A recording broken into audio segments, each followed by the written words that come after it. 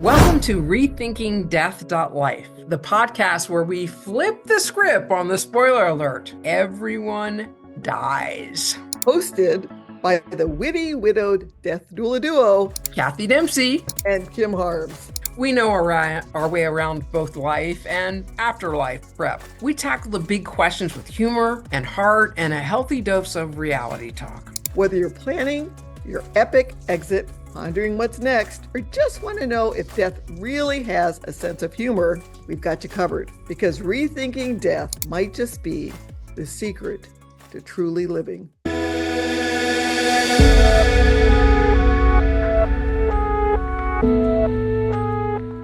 Today, we are in for another rare treat. We have our dear friend, an author, a speaker, true visionary, and the woman known affectionately as a doyen of death, Gail Rubin, here today for a third episode.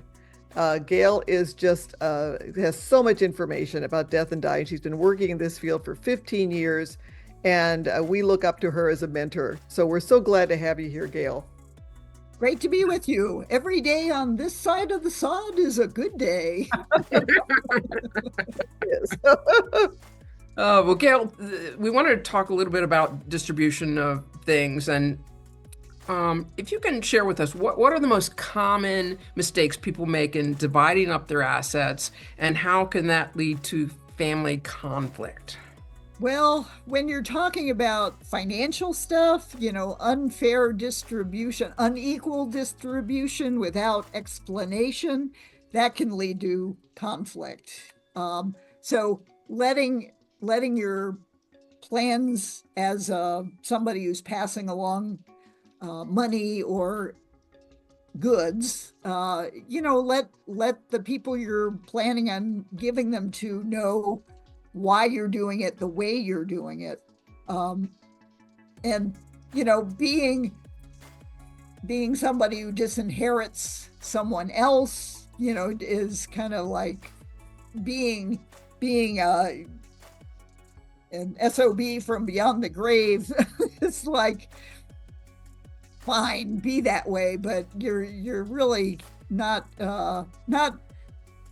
being a good person when it comes to that kind of activity with your distribution plans. Yeah, it can be difficult. I know when my dad died in a car accident about 25 years ago, it was just my sister and I, only two family members left, and her son, Trey. And I was traveling around speaking, and we put the house up for sale. It sold, and now all of a sudden the house of decades of stuff has to be cleared out, and there's no time. I wasn't not even going to be back. So my sister and I both said, "Is there anything that you want?" She says, "I want the grandfather clock," and I said, "I'd like my parents' cherry poster bedroom suit." And I said, "Well, all right. Why don't we've had such awesome parents, and we did. Our mom and dad, they just left this earth way too early. Why don't we donate everything in the house to the Tennessee Baptist Children's Home, which is in Chattanooga, Tennessee, and they have group homes for children who all their parents are in jail or prison, and who've not had very good role models." And my sister said, "That's a great idea." And we both were just so joyful and excited when this big van moving truck came and just took everything in the house. And we thought, this is a way that we can honor our parents' legacy, and we can share some of the resources to some children that don't have the best parents.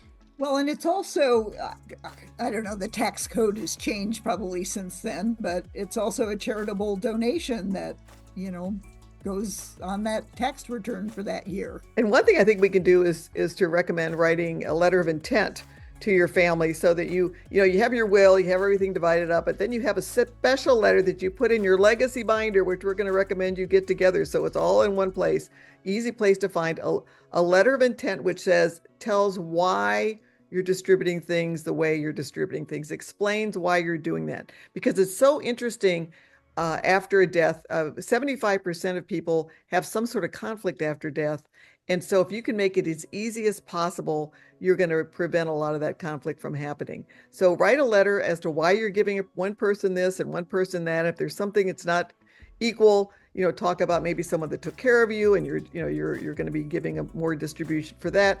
Mention those things in a letter of intent so everyone is sure it comes from you and you're not getting undue influence from somebody. It's not coming from someone else. It's coming from you.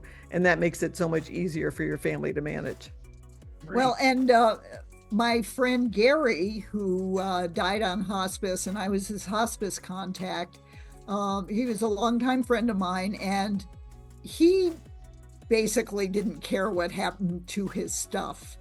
And he had rented a house he was in the same house for like 20 years.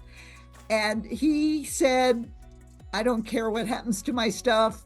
He told his sister, my guitars are probably the most valuable thing I own. So she and her husband took the guitars, and basically we had an open house for Gary's friends and said, come and take whatever you want.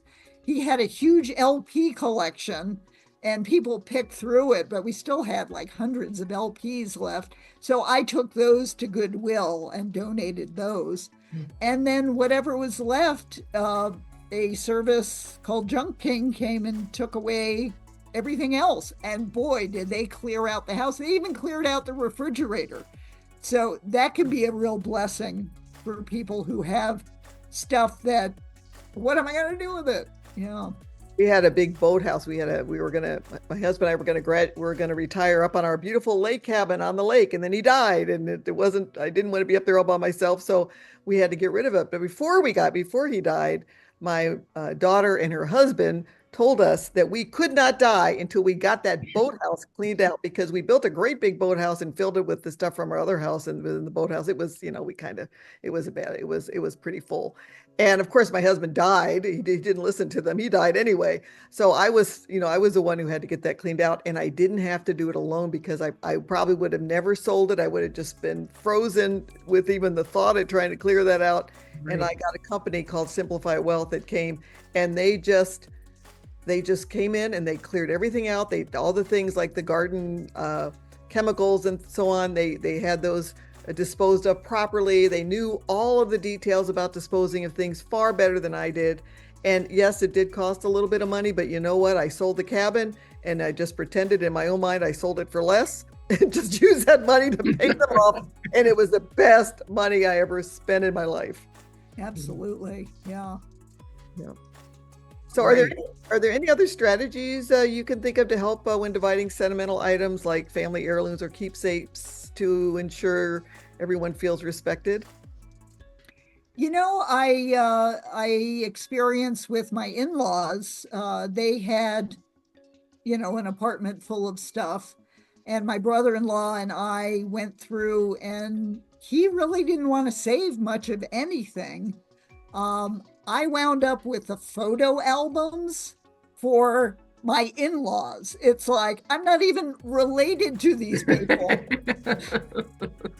So I tried to be, I went through the albums. I pulled out some nice photos that I thought maybe my brother-in-law might like, or a few other family friends. But boy, photo albums are tough for other people's families. It's like, I'm not even related except by marriage to these people. So, but there are ways you can go through and pick out just a few special photos and keep whatever you want and share with others. It helps build up your downsizing muscles, especially with photos, sentimental items like that. Sure, sure. Well, Gail, thank you again for being on the podcast today. I wondered, to our listeners here, how can they get in contact with you? The resources that you have, the books, all kinds of things. Well, I got a bunch of books. Good Goodbye, Funeral Planning for Those Who Don't Plan to Die is my big one. Go to my website, agoodgoodbye.com, and you can email me, Gail, Gail, at agoodgoodbye.com. Thank you so much. Excellent. Thank you so much, Gail.